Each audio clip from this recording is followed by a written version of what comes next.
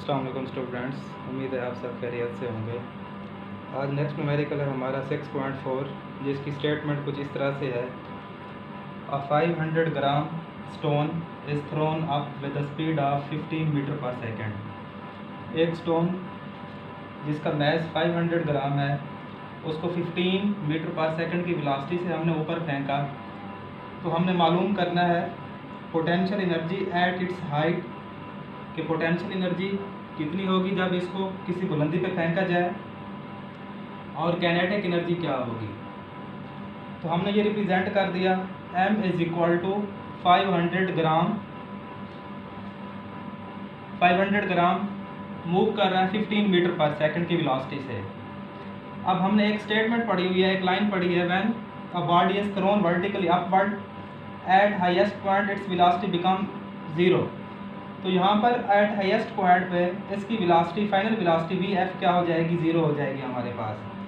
तो न्यूमेरिकल का जैसे प्रोसीजर है हमारा, सबसे पहले हम क्या लिखते हैं, गिवन डाटा लिखते हैं, और कौन कौन सी चीज़ें हमें अननोन है वो भी हम राइट कर लेते हैं। उसके बाद हम फार्मूलाज अप्लाई करते हैं और उसके बाद जो है कैलकुलेशंस की तरफ जाते हैं। सबसे पहले हमें मैथ गिवन है, m इज इक्वल टू 500 ग्राम। अब ग्राम और किलोग्राम दोनों मैथ के यूनिट हैं। जो ऐसे यूनिट है इसका किलोग्राम है, इसलिए ग्राम को हम किस में कन्वर्ट कर देंगे, किलोग्राम में कन्वर्ट कर देंगे। ग्राम को किलोग्राम में कन्वर्ट करने के लिए 1000 से डिवाइड करना पड़ता है, क्योंकि किलो इज इक्वल टू 1000। तो ऊपर हमने क्या कर दिया, किलो से मल्टीप्लाई कर दिया, नीचे 1000 पे डिवाइड कर दिया। m is equal to 500 divided by 1000, तो हमारे पास आंसर आ गया m is equal to 0.5 kilogram. Velocity भी हमें गिवन है, v is equal to 15 metre पर सेकेंड। अब हमने फाइंड आउट करना है potential energy at its height, कि पोटेंशियल एनर्जी इसकी हाइट पे, बुलंदी पर, मैक्सिमम बुलंदी जो उसने अटेन की है कितनी होगी। सेकंड हमारे पास है kinetic energy when it hit the ground, कि कैनेटिक एनर्जी क्या होगी जब दोबारा ये स्टोन जो है ग्राउंड से टकराएगा, उसकी कैनेटिक एनर्जी क्या होगी। ये दो चीज़ें हमने फाइंड आउट करनी है। अब इन दो चीज़ों से पहले जो मेन चीज़ हमने फाइंड आउट करनी है, हमने फाइंड आउट करनी है कि इसकी हाइट क्या होगी, बुलंदी क्या होगी, कि कितनी बुलंदी पे इस वेलोसिटी के साथ स्टोन जाएगा। तो सबसे पहले हमने हाइट फाइंड आउट करनी है। First we find height of stone, कि कितनी हाइट उसने हासिल की है, बुलंदी उसने कवर की है। तो उसके लिए अगर हम देखें इस स्टेटमेंट को, इसकी, कि जब वो मैक्सिमम हाइट पे जाता है स्टोन, तो उसकी जो है फाइनल वेलोसिटी वो 0 हो जाती है, और ये जो उसकी वेलोसिटी जो उसने हासिल की है 15 मीटर पर सेकेंड, ये उसकी इनिशियल वेलोसिटी कंसीडर होगी।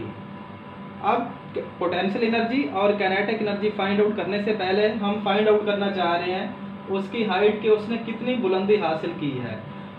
हाइट जाने बगैर हम पोटेंशियल एनर्जी और कैनेटिक एनर्जी उसकी नहीं निकाल सकते, इसलिए हाइट निकालना ज़रूरी है। तो हाइट निकालने के लिए हमने गिवन डाटा लिखा स्टेटमेंट के मुताबिक, कि जब बॉडी किसी हाइट पे जाती है उसकी फाइनल वेलोसिटी 0 के बराबर हो जाती है, और जो उसकी वेलोसिटी है वो इनिशियल वेलोसिटी कंसीडर की जाती है। इनिशियल वेलोसिटी हमारे पास 15 मीटर पर सेकेंड, फाइनल वेलोसिटी है हमारे पास 0। हाइट हमने क्या करनी है, फाइंड आउट करनी है। तो फार्मूला लगाएंगे हम, third equation of motion under the gravity 2gh is equal to vf square minus vi square. अब वैसे थर्ड इक्वेशन है हमारे पास 2as is equal to vf square minus vi square. अब जब अंडर द ग्रेविटी हम बात करते हैं तो s h में बुलंदी में तब्दील हो जाता है, और एक्सेलरेशन ड्यू टू ग्रेविटी में तब्दील हो जाता है। तो फार्मूला हम लगा रहे हैं 2gh is equal to vf square minus vi square. अब 2 सेम वैसे, g की वैल्यू हमारे पास 10 मीटर पर सेकेंड स्क्वायर है।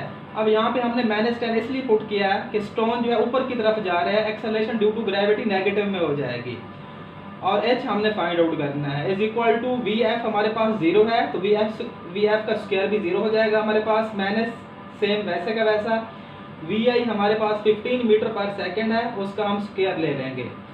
अब हमारे पास 10 को 2 से मल्टीप्लाई करेंगे, हमारे पास 20 मीटर पर second square multiply by height h हमने फाइंड आउट करनी है। इज इक्वल टू अब 15 का जब हम स्क्वायर लेते हैं हमारे पास 225 माइनस हमारे पास फार्मूले का वैसा मौजूद है। अब मीटर पर सेकंड का स्क्वायर, जिसमें मीटर पर सेकंड स्क्वायर हमने राइट कर दिया और डॉट मीटर राइट कर दिया। अब हाइट हमने फाइंड आउट करनी है, इसलिए नेक्स्ट स्टेप में माइनस से कैंसिल आउट हो जाएगा। अब h is equal to 225 metre पर second square dot metre divided by 20 metre पर सेकंड स्क्वायर। अब h के साथ जो चीज़ मल्टीप्लाई हो रही है इक्वेशन की दूसरी साइड पे वो डिवाइड हो जाएगी। तो हमारे पास h is equal to 225 metre पर second square dot metre divided by 20 metre पर सेकंड स्क्वायर। अब इस केस के अंदर मीटर पर सेकंड स्क्वायर से कैंसिल आउट हो जाएगा। अब h is equal to 225 divided by 20। जब 225 डिवाइडेड बाई 20 हम डिवाइड करते हैं इसको, हमारे पास आंसर आएगा h is equal to 11.25 metre. ये हमारे पास हाइट है जितनी उस स्टोन ने हासिल की है, बुलंदी हासिल की है ग्राउंड से। अब ये निकालना ज़रूरी था, इससे हम क्या निकालेंगे, उसके बाद काइनेटिक एनर्जी और पोटेंशियल एनर्जी दो निकालेंगे हाइट निकालने के बाद। हाइट हमारे पास आ चुकी है, h is equal to 11.25 metre.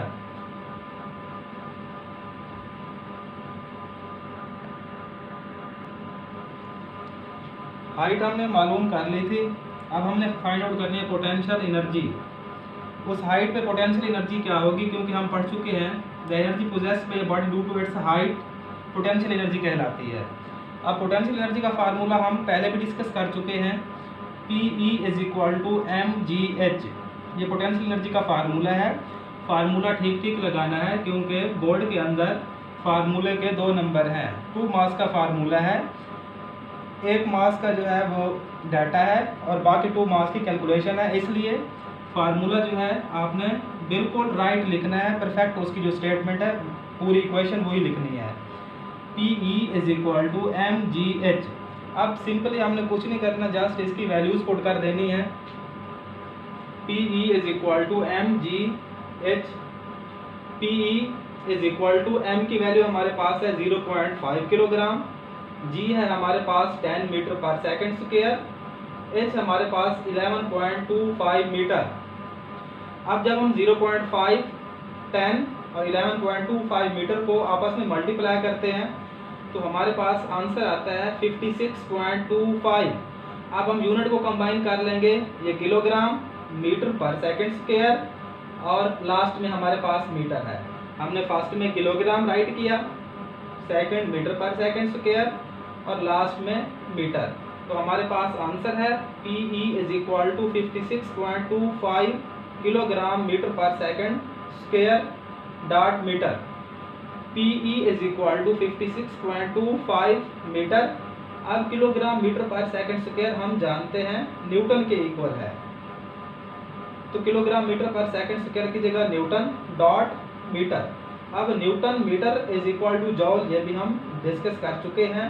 तो हमारे पास पोटेंशियल एनर्जी का आंसर आ जाएगा, potential energy is equal to 56.25 joule. ये हमने पोटेंशियल एनर्जी फाइंड आउट कर ली। अब हम सेकंड फाइंड आउट करेंगे काइनेटिक एनर्जी। काइनेटिक एनर्जी मालूम करने के लिए काइनेटिक एनर्जी का फार्मूला अप्लाई करेंगे और उसका भी हम आंसर निकाल लेंगे।